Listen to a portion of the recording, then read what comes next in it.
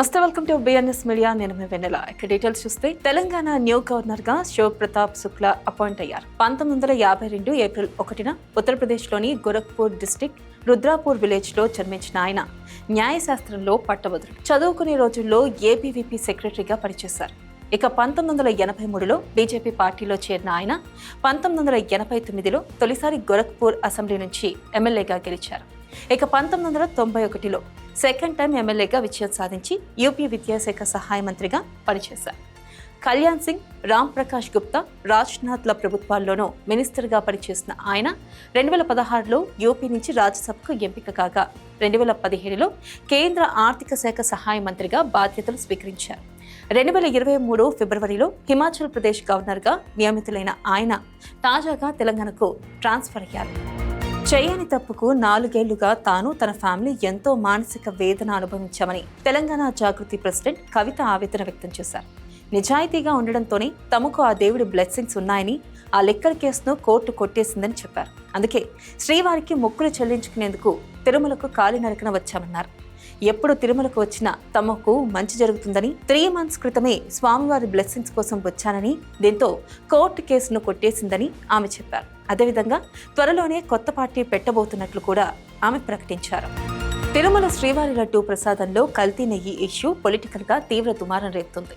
అయితే ఈ ఎపిసోడ్పై తాజాగా సీనియర్ నటుడు సుమన్ స్పందించారు.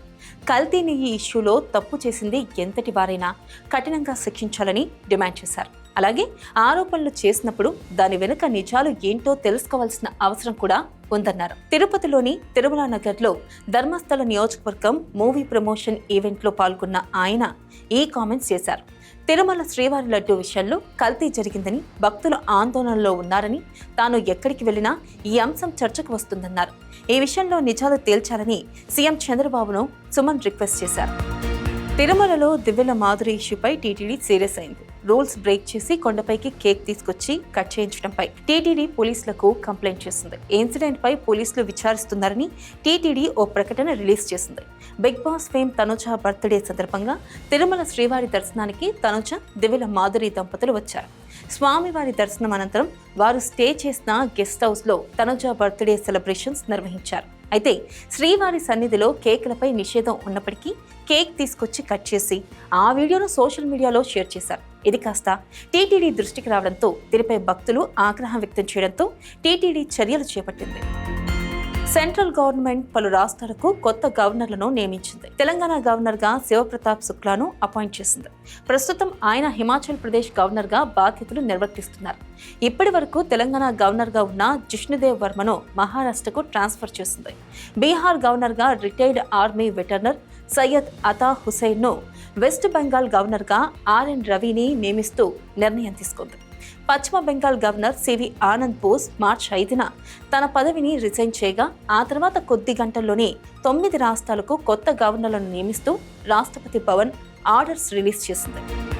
తమిళ స్టార్ హీరో టీవీకే ప్రెసిడెంట్ దళపతి విజయ్, యాక్ట్రెస్ త్రిషా కృష్ణన్తో కలిసి ఓ వెడ్డింగ్ రిసెప్షన్ కు హాజరయ్యారు. ఇందుకు సంబంధించిన ఓ వీడియో సోషల్ మీడియాలో వైరల్ గా మారింది. చెన్నైలో జరిగిన ఈ రిసెప్షన్ కు వీరిద్దరూ కలిసి హాజరయ్యారు. విజయ్, త్రిష ఒకే వేదికపై కనిపించారు.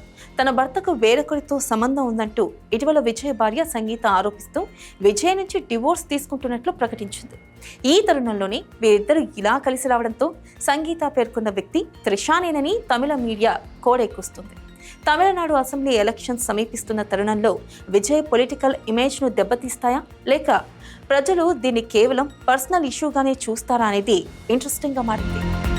ఇంటర్నేషనల్ మార్కెట్ పరిస్థితులు, సప్లై చైన్లో ఇబ్బందుల దృష్ట్యా ఎల్పీజీ సప్లైపై సెంట్రల్ గవర్నమెంట్ కీలక నిర్ణయం తీసుకుంది. ప్రజలకు ఎక్కడా గ్యాస్ కొరత రాకుండా ఉండేందుకు హౌస్ హోల్డ్ ఫస్ట్ విధానం అమల్లోకి తీసుకొస్తూ ఆర్డర్స్ జారీ చేసింది. ఈ మేరకు దేశంలోని ప్రధాన ఆయిల్ మార్కెటింగ్ కంపెనీలైన ఐఓసీఎల్, బీపీసీఎల్, హెచ్పీసీఎల్ సంస్థలకు కేంద్రం స్పెషల్ గైడ్ లైన్స్ ను పంపింది. ప్రొడక్షన్ అవుతున్న, ఇంపోర్ట్ చేసుకుంటున్న ఎల్పీజీలో మెజార్టీ భాగం డొమెస్టిక్ కన్స్యూమర్స్ కు చేరేలా చూడాలని స్పష్టం చేసింది. సాధారణంగా పండుగల సీజన్, ఇంటర్నేషనల్ సప్లై ఇబ్బందులు తలెత్తినప్పుడు గ్యాస్ సిలిండర్ల కోసం వెయిటింగ్ పీరియడ్ పెరుగుతుంది. ఇలాంటి పరిస్థితులు రాకుండా ముందస్తు జాగ్రత్తగా హౌస్ హోల్డ్ ఫస్ట్ విధానాన్ని అమల్లోకి తీసుకొచ్చారు. దీంతో సామాన్య ప్రజలకు సకాలంలో సిలిండర్లు అందుతాయని కేంద్రం భావిస్తుంది. ఇండియా అమెరికా ట్రేడ్ డీల్ ఒప్పందంలో అమెరికా ఇండియాకు 30 డేస్ రిలీఫ్ ఇచ్చింది. మిడిల్ ఈస్ట్ వార్ కారణంగా ఇంటర్నేషనల్ ఇంధన మార్కెట్లో ఏర్పడిన స్ట్రెస్ తగ్గించేందుకు అమెరికా కీలక నిర్ణయం తీసుకుంది. సముద్రంలో నిలిచిపోయిన రష్యా క్రూడ్ ఆయిల్ షిప్లను కొనుగోలు చేసేందుకు ఇండియన్ రిఫైనరీలకు 30 డేస్ టెంపరరీ రిలీఫ్ ఇస్తున్నట్లు అమెరికా ట్రెజరీ విభాగం ప్రకటించింది. ప్రస్తుతం Indian oil, Bharat petroleum, Hindustan petroleum వంటి గవర్నమెంట్ సంస్థలు ఈ 30 డేస్ టైంను యూజ్ చేసుకుని రష్యా నుంచి ఆయిల్ ఇంపోర్ట్ చేసే పనిలో నిమగ్నమయ్యాయి. ఇరాన్ నెక్స్ట్ సుప్రీం లీడర్ను తానే స్వయంగా నిర్ణయిస్తానని America president Donald Trump sensational comments చేశారు. అమెరికా ఇజ్రాయెల్ జాయింట్ అటాక్స్లో Iran supreme leader Ayatollah Ali Khamenei మరణించిన నేపథ్యంలో ఆయన వారసుడి ఎంపికపై ట్రంప్ చేసిన ఈ కామెంట్స్ ప్రజెంట్ ఇంటర్నేషనల్ లెవెల్లో హాట్ టాపిక్గా మారాయి. ఖమేనీ కుమారుడు ముజ్తబా ఖమేనీని కొత్త ప్రెసిడెంట్గా అపాయింట్ చేయడాన్ని తాను యాక్సెప్ట్ చేయరని ట్రంప్ స్పష్టం చేశారు. ఇరాన్కు పీస్, సామరస్యాన్ని తీసుకొచ్చే వ్యక్తి కావాలన్నారు.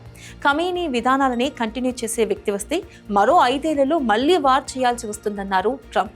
ఖమేనీ కుమారుడు ఒక పనికిరాని వ్యక్తిని వెనజులాలో డెల్సీ రోడ్రిగను ప్రెసిడెంట్గా అపాయింట్ చేసినట్లుగానే ఇక్కడ కూడా తానే జోక్యం చేసుకుని అపాయింట్ చేస్తానని ట్రంప్ స్పష్టం చేశారు. America president Donald Trump international వేదికపై మరోసారి హాట్ కామెంట్స్ చేశారు. ఇరాన్ ఇజ్రాయెల్ వార్ టైంలో క్యూబా దేశంపై ట్రంప్ సెన్సేషనల్ కామెంట్స్ చేశారు. క్యూబా తమ జాతీయ భద్రతకు ఒక పెద్ద ముప్పుగా ట్రంప్ అభివర్ణించారు. క్యూబా ప్రభుత్వం అనుసరిస్తున్న విదేశాంగ విధానం అమెరికా ప్రయోజనాలకు విఘాతం కలిగిస్తుందని, ఆ దేశం తన పొరుగునే ఉంటూ శత్రు దేశాలకు సపోర్ట్ చేస్తుందన్నారు. తమ నెక్స్ట్ టార్గెట్ క్యూబా అని ట్రంప్ పెద్ద బాంబు పేల్చారు. ప్రస్తుతం ఇరాన్ను తమ దారికి తెచ్చుకోవడమేనని స్పష్టం చేస్తూ ఆ తర్వాతే క్యూబా సంగతి చూస్తామని తేల్చి చెప్పారు. ఏవి బులెటిన్ అప్డేట్స్, మరిన్ని అప్డేట్స్తో మళ్ళీ కలుసుకుందాం. Keep watching BNS media.